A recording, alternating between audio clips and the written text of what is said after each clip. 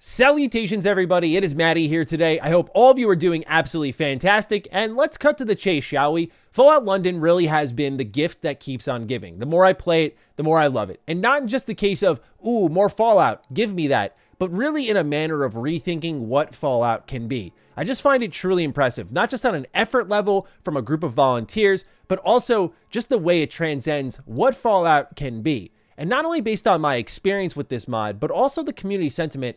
I do think Fallout London should scare Bethesda. Now, before I go any further, it's going to sound like I'm going to be critical and dismissive of other people's work as I move into my script. I want to clarify I'm not, and the videos and articles I'm referring to I have read, watched, and enjoyed, and you should check them out too. Let's begin. You see, as someone who's covered Bethesda game studios for an extremely long period of time, I'm used to the cycle of big mods hitting the scene, and then videos like this being made talking about how, Bethesda doesn't look as good in comparison to the latest community efforts. It's happened time in, time out. And I think for the most part, videos like these, articles like these were easy for Bethesda to ignore, even if what was in them was pretty good, sensible stuff. Now, usually, not in the cases of the ones I'm showing on screen here, these are done while ignoring common issues like the lore not being considered in the Fallout canon, therefore going by with little scrutiny, or the actual quality issues within the mod being, I think, a little overly forgiven, like level design, crashes, glitched quests, many fetch quests, and all of these are pretty consistent at times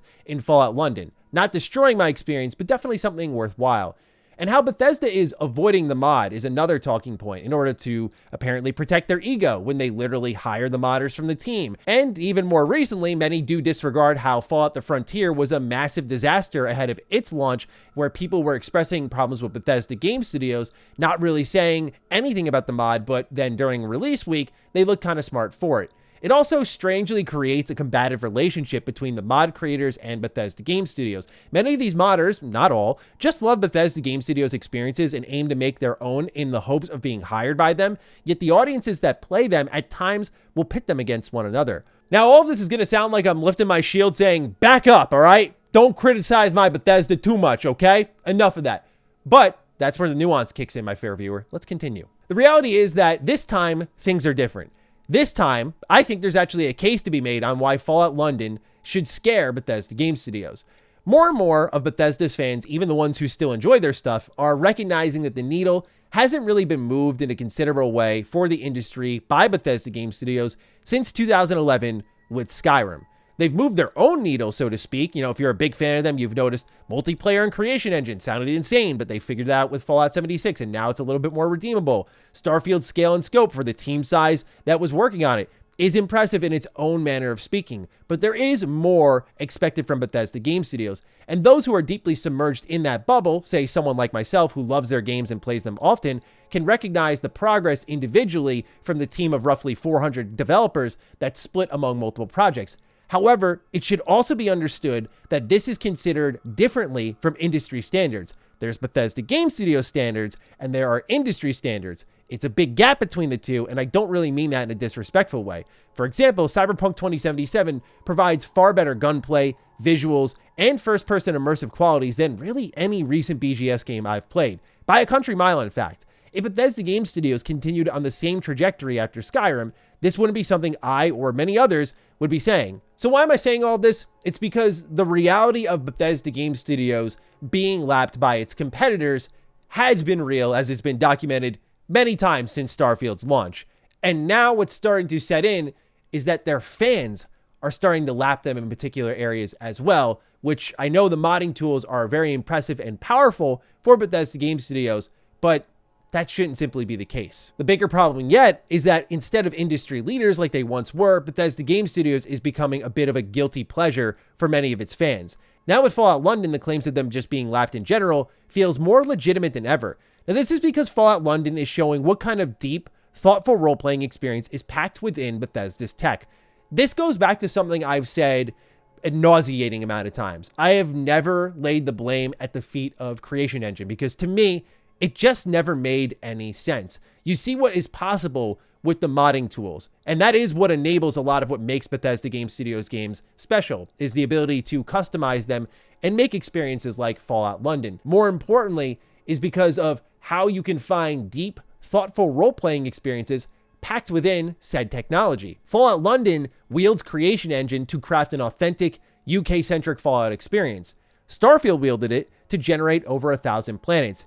Each requires its own focus, each nets various positives and negatives, with the positives far outweighing the negatives for Fallout London, given, it's a free mod, essentially delivering more of something that we know we like. It is that maximized potential of the technology being put in the direction of an idea we can all get behind that, if you will, is the nucleus for this feedback. Mind you, this isn't disregarding that mods like Fallout London, in a sense, do find themselves in the same position as Fallout New Vegas. What I mean by that is, hey developer, here's the tools, here's the tech, we got it all covered, go make something with it now. Fallout London has been in development since 2019, and in about 5 years, they made a DLC-sized mod that's honestly, it may as well be a full game. Now, as someone who's covered a ton of mods, this is extremely impressive. I mean, especially considering the scale of it, it's surprising it came out in 5 years. Many, as you've already known, are in development for close to a decade due to overambitious visions and spotty development timelines, since they're always volunteer projects. So sometimes things are hot, sometimes they're not, because it's kind of an opt-in, opt-out process and you take what you can get.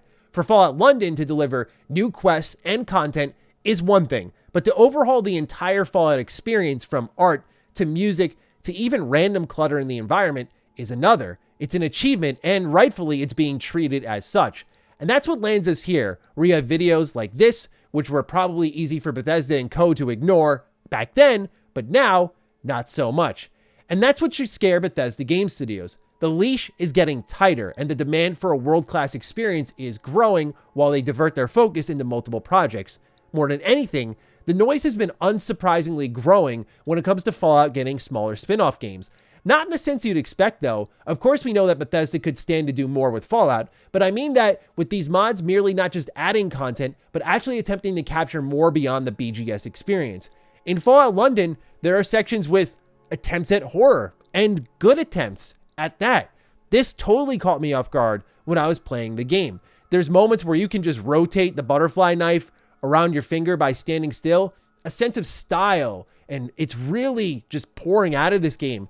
That's something that I've never really seen from Bethesda Game Studios personally, where it looks like you're flexing your weapons or just attempting to flip a franchise on its head. The problem with Fallout 4 for many people, among its other issues, was Fallout 4 felt like more Fallout. As a diehard Fallout fan, sure, I'll take it. But for people who expect something from Bethesda Game Studios in a big, meaningful way, going from Skyrim to Fallout 4, it didn't really move the needle. It just did more, but it's not pushing the boundaries of what Bethesda Game Studios can possibly do. Now, this isn't to completely dunk on Bethesda Game Studios, because I do think at times the great things they do are completely overlooked. The modding tools themselves, I think there are great moments in Starfield. The fact that the ship feels incredibly good still to this day is one of the most mind-blowing aspects about that game. I love the customization for the ship. I also think there's actually legitimately great horror-centric moments in Starfield. I love the zero-gravity combat. Bethesda Game Studios can do some really good stuff. I just think when you look at what Fallout London is doing with a smaller team, it really feels like an experience we've been asking from Bethesda Game Studios or a partner of theirs for a long while, and people want that to be more legitimized than ever before. The reality is, as we all know, these types of projects work. More Fallout, good. And I apologize for being a broken record here, but yeah, popular series like Fallout should be experimenting with all sorts of genres and scales because their popularity affords them to. Same goes for Elder Scrolls, but you've heard this conversation from me a million times before, so I'll stop there. And not to really spiral the conversation too much, but there are many fans expressing legitimate concerns with Elder Scrolls 6, and could you blame them at this point? I personally do have a level of confidence, since it seems like Starfield's almost the procedurally generated experience from Bethesda Game Studios. And then we have something like Fallout, which is more shooter focused. And then Elder Scrolls is seeming to shape up to be like the adventuring series, like go where you want, be who you want. And so we'll see how things go when we get to that point in time. But there is a growing fear and resentment from even some of their biggest fans. And again, I don't really blame them, even as someone who still enjoys their content. The reality is, though, back to square one, the needle hasn't been moved in a significant, thoughtful way since what we saw with Skyrim, where it was the biggest game around. And I know that's a hard mountain to climb, literally, but it also goes back to what I said. Normally, these conversations easily get snuffed out. There are many people who could rightfully so prefer the more authentic, if you will, BGS experience. But when their fans are kind of doing the things they want from BGS, more often than not, it starts to become a growing problem. And right now, off the back of Starfield, it puts a little bit more pressure on Shattered Space to really deliver a great role-playing experience. Certainly the table is set for something like that. We know it's all going to be focused in one area, similar to Far Harbor. And that's a good starting point, given that, you know, Far Harbor, in my opinion, is one of, if not the best DLC Bethesda Game Studios has ever done. The reality has set in, as we already know, that a lot of the feedback from Starfield wasn't, as it's easy to claim it was, just hate, right? It was a lot of people who felt legitimized in their concerns for Bethesda Game Studios for years, being able to point an example and kind of highlight the stagnation. And so the pressure compounds. And when we're a year out from Starfield and we still get people talking about Bethesda Game Studios in such a manner, it highlights that there's a growing problem here, and they should be afraid of how their fans are gradually overtaking them. Sure, this could all easily be dismissed, and we could talk about how Bethesda Game Studios in May had 25 million active players across all of their games. And maybe that's all they really need. But I do think there's something to be said about optics and about quality measurement. And so we'll see where they go, if there's any response from here. But hopefully, at the least, Fallout London lights a fire under Bethesda's ass. We'll see, but I think it should scare them. And I'm curious if you agree. Fire away down below, and I'll see you in the next video. Stay sexy, stay active. Love you all. Peace.